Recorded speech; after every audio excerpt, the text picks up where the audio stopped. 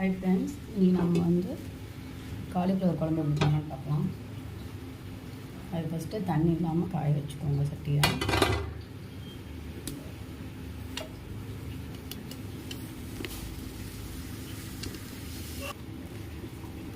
நல்லா பாத்திரம் காய்ஞ்சதும் எண்ணெய் ஊற்றிக்கலாம் 4 ஸ்பூன்.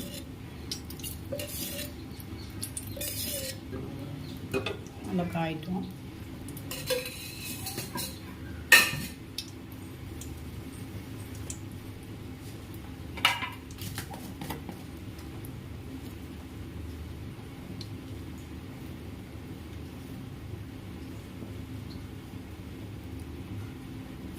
எண்ணெய் காய்ஞ்சதும் கடுகு, உளுத்தம்பருப்பு, கடலைப்பருப்பு 3த்தையும் போட்டுக்கோங்க.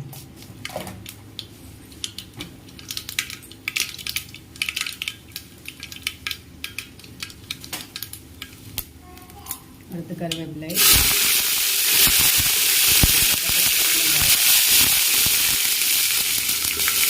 பெரிய வெங்காயம் போட்டுக்கோங்க. நல்லா வணக்கி விட்டுக்கோங்க.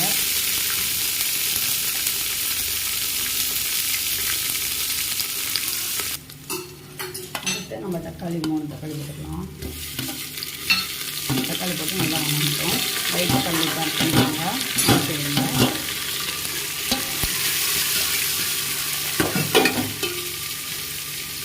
அடி வாங்குற நல்லா வணக்கி விட்டுக்கோங்க.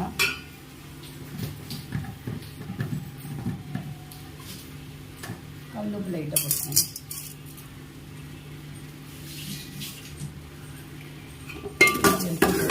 நல்லா வணக்கி விடுங்க. நல்லா வணங்கினதுக்கப்புறம் நம்ம வந்து காலிஃப்ளவர் ஆட் பண்ணலாம்.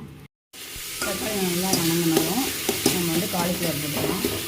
காலிஃப்ளவரை ஆல்ரெடி புளி தண்ணியில் போட்டு எடுத்து வடிகட்டி எடுத்து வச்சுருக்கேன். அதை வந்து ஆட் பண்ணிக்கோங்க கொஞ்சமாக. ஏன்னா புழுவெலாம் இருக்கும், தூசி இருக்கும். அதனால் நல்லா வடிகட்டி அதை பார்த்து ஆட் பண்ணிக்கோங்க.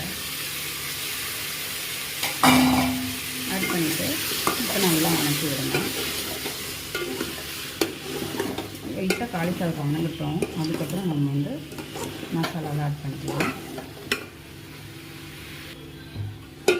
இது வணங்குற கேப்பில் நம்ம கடலத்தேங்காய் ரெடி பண்ணிக்கலாம். இது வணங்கட்டும்.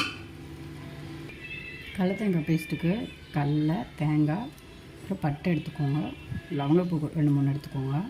அப்புறம் சோம்பு கொஞ்சம் ஆட் பண்ணிக்கோங்க. அப்புறம் கடலை ஆட் பண்ணிக்கோங்க. இதெல்லாம் போட்டு மிக்ஸ் பண்ணி அரைக்க வேண்டியதான்.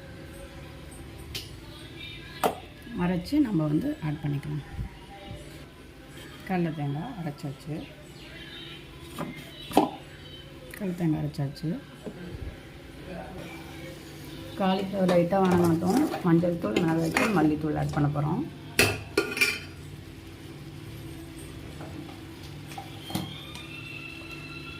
மஞ்சள் தூள்,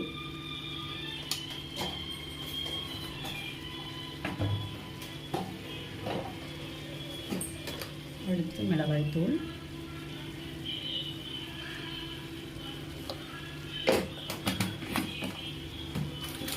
அடுத்து மல்லித்தூள். இதே ரப்டி மசாலாவை யூஸ் பண்ணிக்கலாம். இப்போ எங்கள் வீட்டில் அம்மா அரைச்சவங்க தான் அரைச்சி போடுவேன். இப்போ அது தீந்துச்சு, அதனால் இதை யூஸ் பண்ணுறேன்.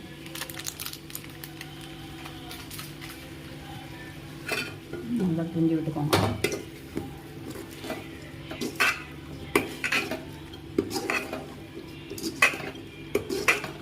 கிண்டி விட்டுட்டு கொஞ்சம் தண்ணி ஆட் பண்ணிக்கலாம்.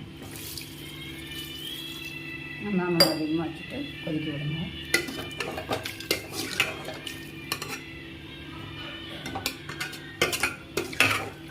நல்லா கொதிக்கிட்டோம்.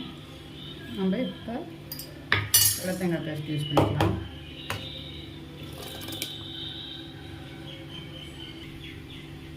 நல்லா கிண்டி விட்டுக்கோங்க. அப்புறம் உப்பு போட்டுக்கோங்க.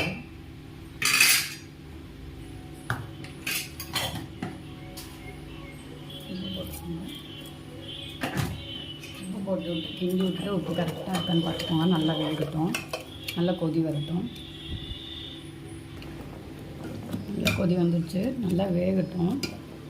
கொஞ்சம் தண்ணி ஆட்டுறது கொஞ்சம் கெட்டியாகட்டும். அதுக்கப்புறம் கொத்தமல்லி போட்டு இறக்கிட வேண்டாம். அவ்வளோதான். நல்லா வேகட்டும். நல்லா கொதிக்குது. காலிஃப்ளவர் வெந்ததும் நம்ம குழம்பு ஆஃப் பண்ணிடலாம். ஆஃப் பண்ணிவிட்டு நம்ம வந்து கொத்தமல்லியை வந்து தூவி இறக்கி வச்சிடலாம். காலிஃப்ளவர் வந்துருச்சு, குழம்பு வந்துருச்சு. டேஸ்ட் பண்ணியாச்சு. உப்பும் கரெக்டாக இருக்குது, காரமும் கரெக்டாக இருக்குது. காரமும் உப்பும் கரெக்டாக இல்லைன்னா கொஞ்சமாக ஆட் பண்ணிக்கோங்க. காலிஃப்ளவர் குழம்பு ரெடி.